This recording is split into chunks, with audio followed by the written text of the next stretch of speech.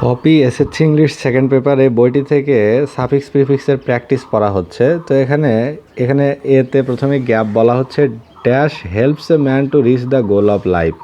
তাহলে এ নাম্বারে হবে confidence helps a man to reach the goal of life, যে আত্মবিশ্বাস হচ্ছে জীবনের লক্ষ্য অর্জনে মানুষকে সাহায্য করে। The lack of dash leads on to lose his confidence. The lack of, এখানে আছে ডিটারমাইন, এটা হবে ডিটারমিনেশন, মানে জীবনে সংকল্পের অভাব মানুষের আত্মবিশ্বাসকে কমিয়ে দেয়।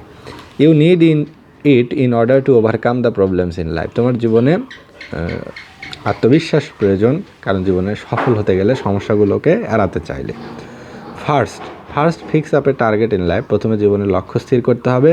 দেন try dash to gain success. এখানে যে সিনসিয়ার, এটা হবে সিনসিয়ারলি। এরপর আন্তরিকভাবে চেষ্টা করতে হবে সফল হওয়ার জন্য।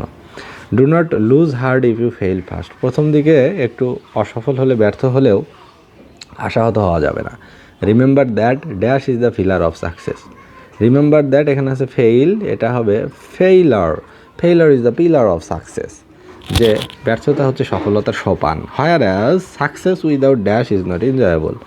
সাকসেস উইদাউট, এখানে আছে কম্পিট, মানে প্রতিদ্বন্দ্বিতা করা, সেখান থেকে নাউন হবে success without competition, COMPETITION,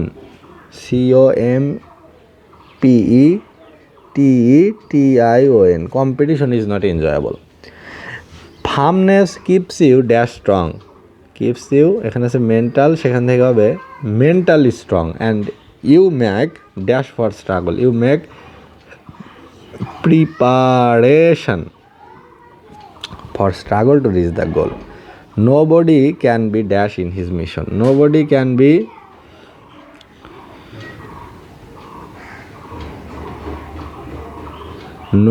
can be unsuccessful, অর্থাৎ যে চেষ্টা চালায় সে কখনো ব্যর্থ হতে পারে না।